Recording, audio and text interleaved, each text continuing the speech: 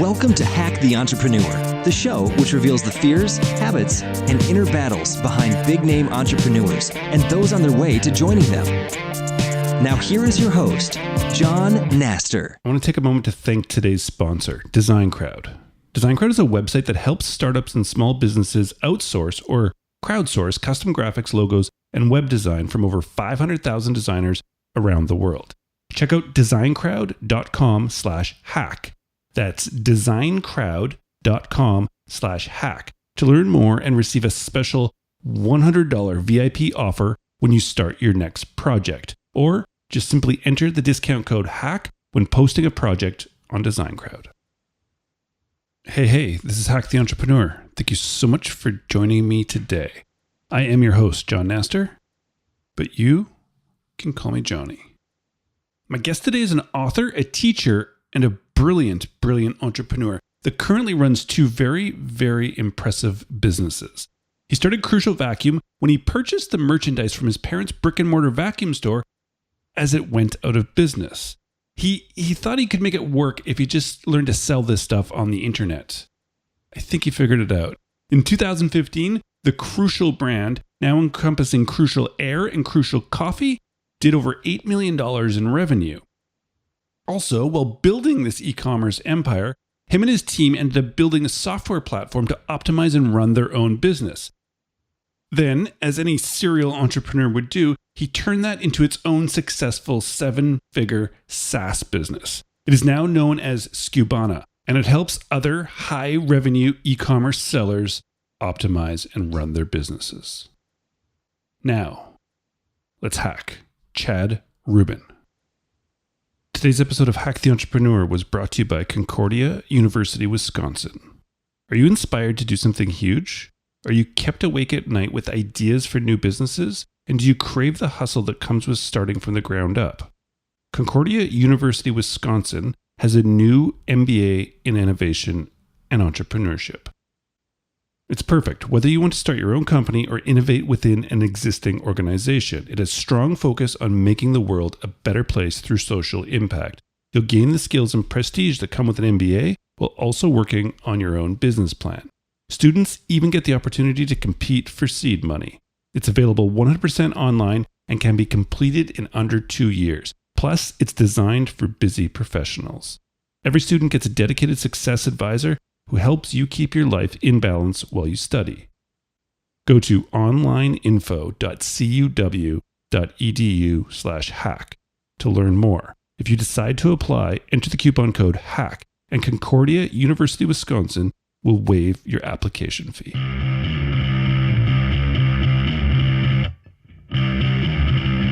We're back with another episode of Hack the Entrepreneur, and today we have a very special guest. Chad, welcome to the show. Thanks for having me, John. Absolutely my pleasure. This is going to be a lot of fun. So let's jump into it. Chad, you are a man who wears many hats, but today we're talking to Chad the Entrepreneur. So Chad, as an entrepreneur, can you tell me, what is the one thing that you do that you feel has been the biggest contributor to your successes so far? I think I'm a great salesperson, and I manage staff very well and create processes around and an infrastructure around my business to automate it and allowing me to wear a lot of the hats that you described upon introduction. Nice. So great at processes. So you're like the operations guy of the business? I'm a builder. I like to build, and then I like to find people that do it better than me and allow them to grow. Nice.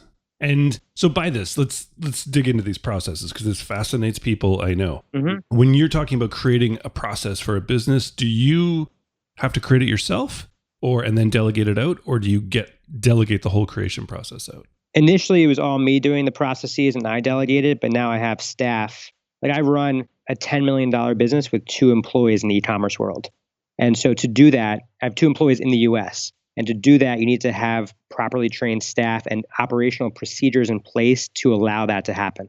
Yeah, I would think you would. And the marketing, and you run the marketing and sales of it?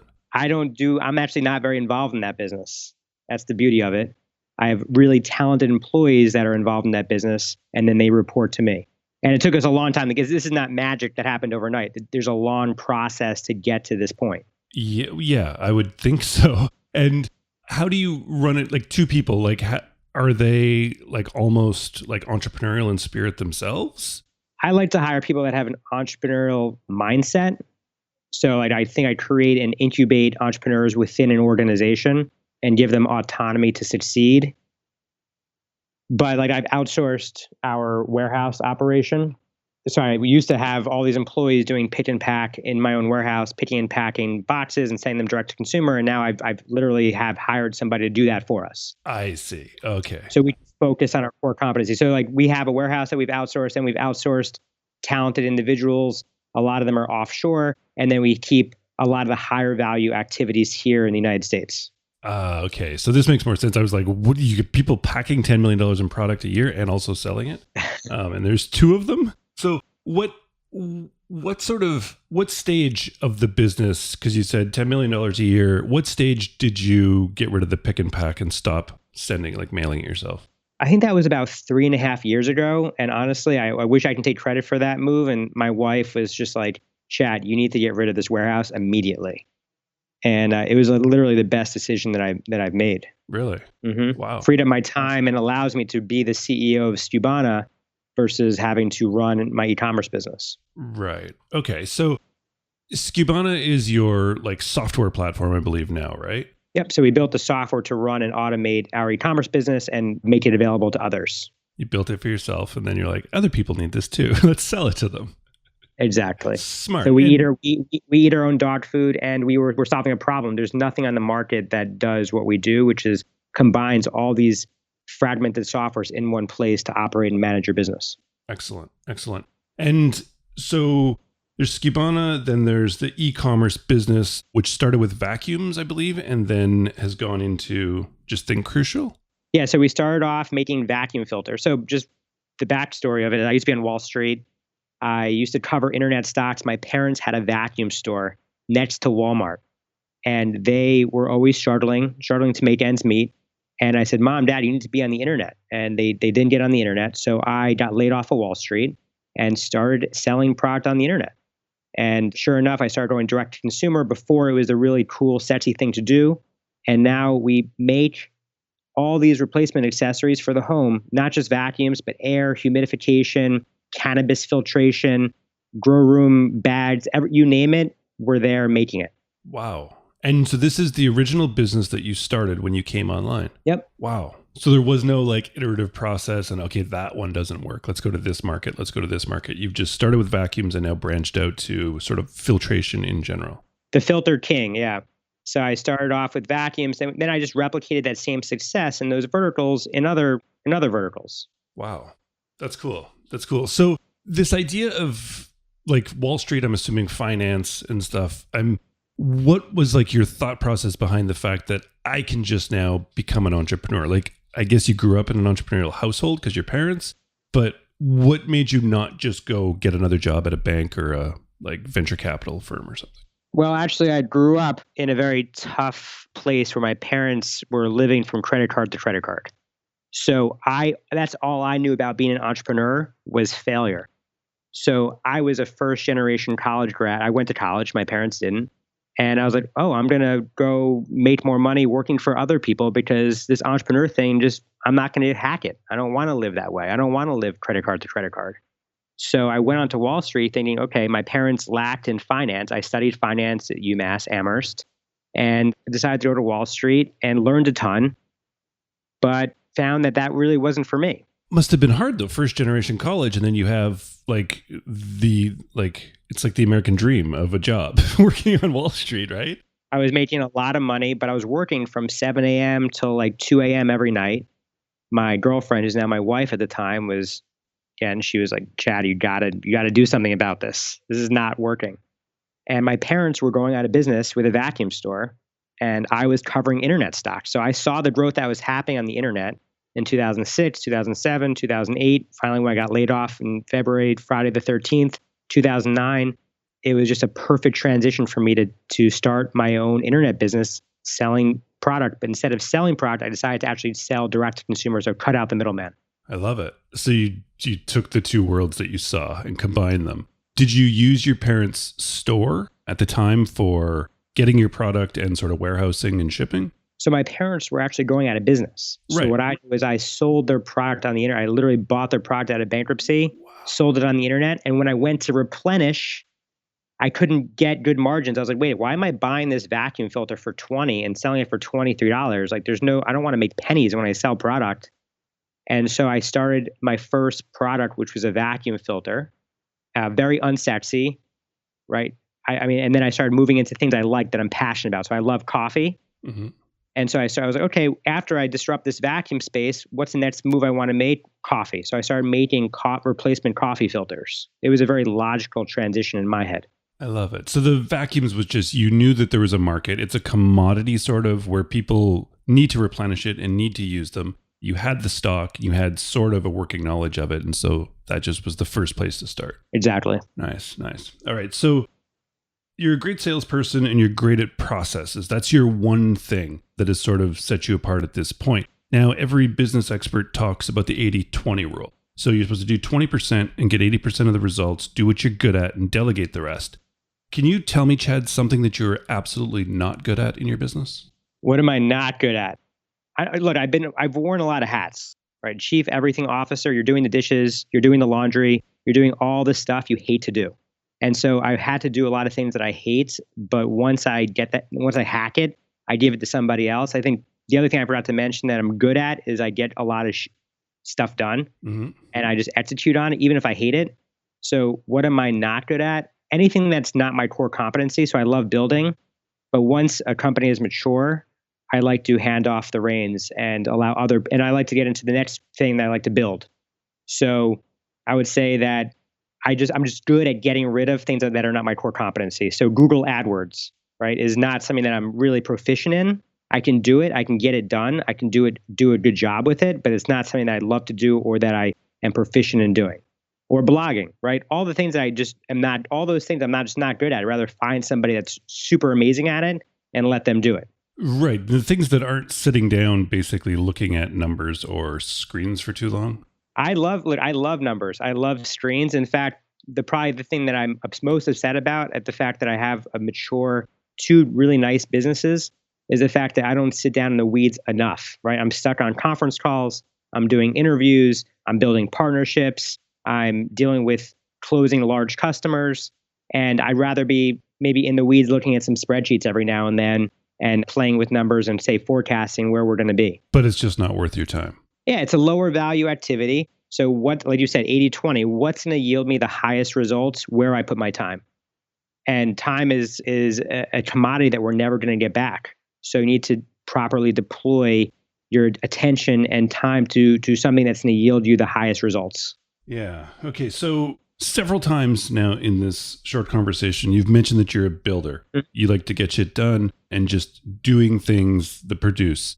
So let's move to projects if we can. It's probably changed from the time that you got started to now running a $10 million business and now Skubana as well and doing very high level things. There's got to be projects and ideas or new products that you come up with an idea or the idea is brought to you. But I would love to know how your process is today, like if it's a written process or just a gut check process. But what is the process you go through, Chad, to decide when a new project is yours and your team's time, energy, and resources? Mm-hmm. Well, I read a great book, Essentialism, which is really about saying no to projects and prioritizing and placing your energy in the most important projects. So I've actually had to train myself because I'm like, oh, I can do all these things, right? I can write a book, I can write 2 businesses, I can teach in New York City, I can do everything that I want to do. But in reality, I can't, and I don't want to do that. I'd rather just do a few things and do them really well. So when it comes to processes, we prioritize often here, and we say no to things that aren't going to yield us the largest prize. And on top of that, from a written perspective, we write out processes and allow people to learn things that are not here on the ground. Like anything that's low value, we have a bucket list and we have a do not do list as well. And that do not do list, we just absolutely don't do. In the bucket list, we split up and prioritize. And if there's anything that's repetitive, we give that to an employee that's really good that can do that task. Wow. I love it. And we use Trello as a system to manage these tasks, if you're familiar. Yeah, of course. I use Trello 100 times a day. And Google Docs or something just to actually manage your processes? Google Docs for the operational documents. Yeah. So I have two virtual assistants, one that manages one business and one that manages the other. And we're on Slack. We're using Google Docs for written operational documents. And to get people ramped up very, very quickly, we take a lot of screenshots, put them into Google Documents, and get everything in a nice package to allow them to succeed. Nice. I like it. And with deciding on a new product, like going into filters of like coffee or now an extension further than that, what kind of research are you doing? Or is it just something that customers are asking you? What is it you're going through?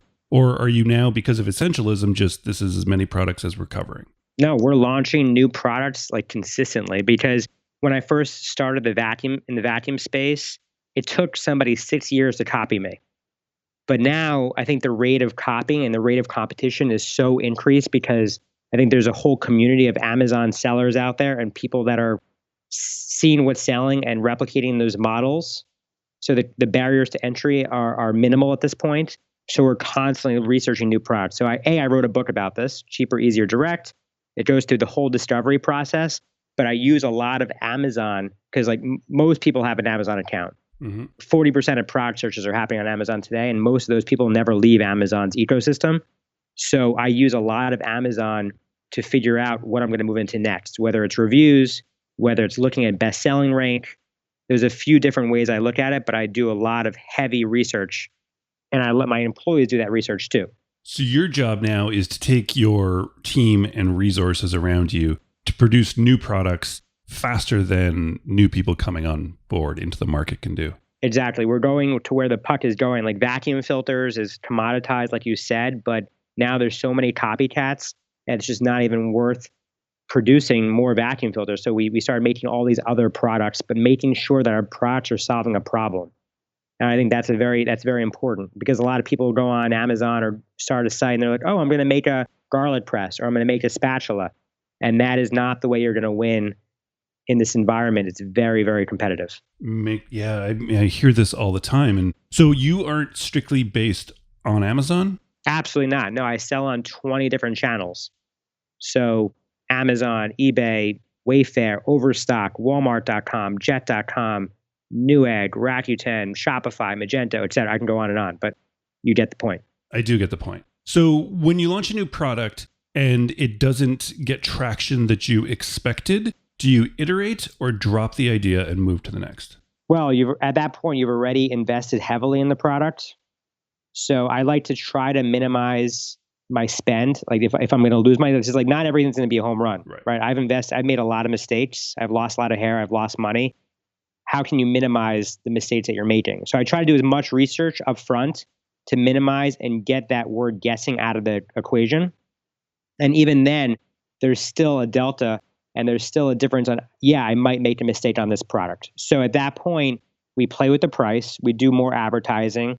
We try to optimize the listings that we currently have. And if that still doesn't work, then we need to just cut our losses. It's a sunk cost at that point. Right, exactly. And so is this culture of dealing with mistakes or failure in this way, like you seem to just brush it off like it's part of the game and that's how you're going to get to where you want to go. Is this something you push throughout your team, that it's okay to do these things that might not work out? Yeah, look, we've all made mistakes here. I don't have a temper tantrum about it. I don't yell at my employees about it, but we have made mistakes along the way, especially since I'm not even involved in that business as much as I used to be. So we're always making mistakes and we're learning from our mistakes and we're just redeploying our capital into things that yield us a higher return. It's just like automating processes. I look at it the same way. Which is just kind of come up with the process for it and sort of Yeah, I was saying I put my attention into what's going to yield us the most return, and it's the same thing when you're actually dealing with products. And at some point, there's a sunk cost, and you're like, you know what? Either I just get rid of the product, eliminate it, get rid of that process or that function, and don't deal with it anymore, and move on to the next one. I don't dwell in my losses. That's just not who I am, and I don't think I built a culture around that either. I love it. I love it. Because dwelling on it isn't the high value. It's not worth your time. Yeah, exactly. I love it. All right, man. This has been a lot of fun. I want to wrap up on one final question for you. This idea I'm working with calling the entrepreneurial gap. So you've been at this now for quite some time. You've had huge successes. Yet as entrepreneurs, we seem to, no matter how successful we look from the outside, we never see it ourselves. Your success to you is going to come in 1 month when you hit that revenue goal, in 6 months when you stand on that stage, whatever it happens to be. Yet, Chad, you and I both know that right before you hit that, you're going to set 5 or 10 bigger ones into the future, which puts us into this gap of never seeing ourselves as successful. So Chad, if you could right now stop, turn and look behind you, look at the wins, the losses, the highs and the lows, but tell me how you feel about your journey until today. I feel enormously blessed to have been on this journey. I don't think a lot of people not everyone makes it to the entrepreneur status or has been able to build 2 businesses, even just 1 business. So I feel blessed where I'm at. I also, like you said, I think I have a unquenchable thirst to succeed and just surpass where I'm at today. So I feel really good about my journey. It's definitely not over. And I'm looking forward to the next journey, which is probably going to be just a coffee shop and building a community in the town that I live in. That's like the retirement plan. So yeah, I feel great about it. I literally, it's been a roller coaster ride. Like you said, I've had a lot of downs, and even my wife, who owns a yoga studio, we're always we can always dwell on what has gone bad that day, but we like to dwell on our success and like celebrate the wins. And we fully celebrate every single win that we have. I love it, man. I love it. An unquenchable thirst is a good way to put it. And I look forward to trying out your coffee shop in the future when you open it. So we've got to talk about your businesses, Chad, in passing. Can you specifically tell the listener where they can go track you guys down online? So, you can check out the book that I just wrote, Cheaper, Easier, Direct. It's on Amazon. No surprise there. You can find me anywhere. If you type in Chad Rubin, there's some interviews on me out there. You can email me, chad@Skubana. I respond to every email. If you have questions, if there's any way I can help you in your journey, I'm all about reciprocity and giving back. So if there's any way I can help, I'm available. Excellent. Excellent. I will link to this on the show notes for everyone. Cheaper, Easier, Direct is the book. Make sure you pick that up. Skubana.com is the website. Chad@Skubana is the email. We talked about Google Docs, Trello, and Essentialism. I'll link to all those on hacktheentrepreneur.com. Chad, once again, thank you so much for taking the time to stop by and chat today. Thanks for being so open. And please just keep doing what you're doing, man, because it's awesome and inspiring to watch. Thanks so much. Thanks for your time. That was a lot of fun. So I get to talk to a lot of smart people, and I like to think that I don't get like sort of numbed to it or jaded or take it for granted even. But there's certain people that come out of the blue, like Chad did to me, and really kind of astound me. This conversation was like 20 minutes or 21 minutes long, and there was so much in there. He's a smart dude running not just 1, but 2 super successful and brilliant businesses. And it was such a fun conversation. And it really makes me realize that I don't take these conversations for granted. And I really enjoyed it. I hope you really got as much out of that as I did. And I hope that, Chad, if you want to get into e-commerce or selling stuff on the internet, which I hope you do, Chad just gave you his email address, right? You heard that? I'm pretty sure you heard him say that. And you're listening to this and you want to go where Chad is. He just gave you access to him. Tell him, I heard you on Hack the Entrepreneur. Ask him your question. See what you need. See what you can do. See what you can work out. But he gave you that. Like, he gave you permission to reach out to him. If you don't reach out to him, I don't really know what we're doing here. This is the point. Most people on my show don't give you access like that. Chad just did. Take him up on that, or else, I don't know, we're playing the wrong game. But make sure you do that, because this is what it's about. And Chad's a smart dude, and he loves to teach. He teaches, can't remember what university he said, but holy smokes, he just gave you access. Take that opportunity. So this conversation was not long, but there was so much in it. So I went back and I listened. And I went back and listened again. And then I went back one more time and I listened to everything that Chad said. And that last time I went through, there was something so very, very, very clear. It was it. It was that one thing. Did you get it? Did you hear it? Let's do it. Let's find the hack. Now there's so many copycats, and it's just not even worth producing more vacuum filters. So we started making all these other products, but making sure that our products are solving a problem. And I think that's very important, because a lot of people go on Amazon or start a site and they're like, oh, I'm going to make a garlic press, or I'm going to make a spatula. And that is not the way you're going to win in this environment. It's very, very competitive. And that's the hack. Chad. I love this. So again, you're out there and you've probably heard about these people selling things on Amazon. I love, first of all, that Chad's not just selling on Amazon. He's selling on eBay, on Shopify, like everywhere he can get in front of potential customers. That's where he is. And then this idea of people just creating things that they think sells, which he just said, like a garlic press or something, or a spatula, and it doesn't work. It's very, very competitive, and there's copycats everywhere. So what did he say? Make sure that you are solving a problem. Now, I'm not in the e-commerce game. I don't think I'll be in the e-commerce game, but that doesn't make it less relevant to me. And you might not be going into the e-commerce game, but that doesn't make it less relevant. I had somebody, I wish I could remember his name, from freelancer.com on, and he talked about this whole idea of a painkiller versus a vitamin. This is the exact same thing. When you're coming up with your business plan and your business model, like the idea of what you're going to create or the service you're going to provide, don't provide a vitamin. Vitamins are great, but we don't need them right now. When somebody has a pain point that they need solved right now, that's when they'll pay money. That's when they'll take action. That's when it's easier to make the sale. And from making that sale, you can make many sales, which then increases revenue, which then builds an actual business.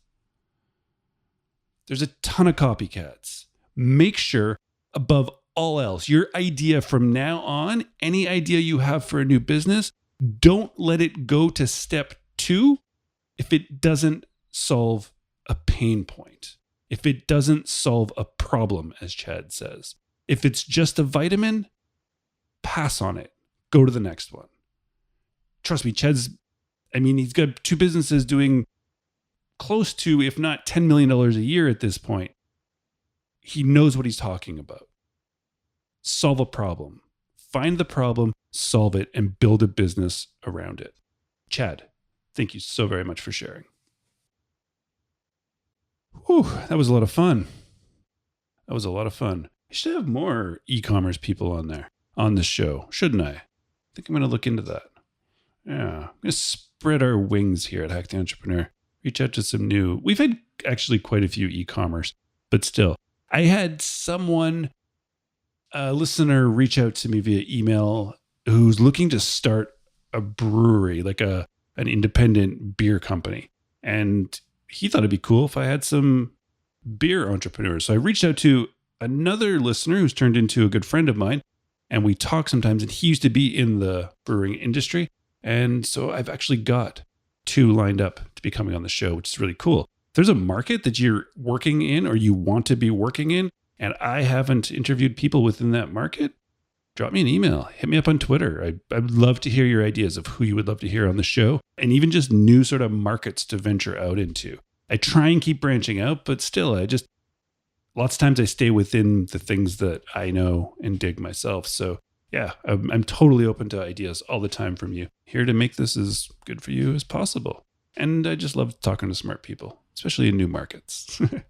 All right, it's been fun. I thank you so much. HackTheEntrepreneur.com is the website.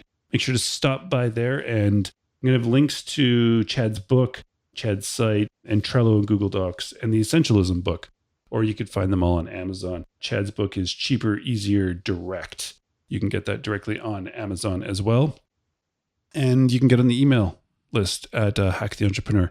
And get some of my writing every Sunday. It'll be fun, All right. It's been fun. Thank you so much. And please, until next time, keep hacking the entrepreneur.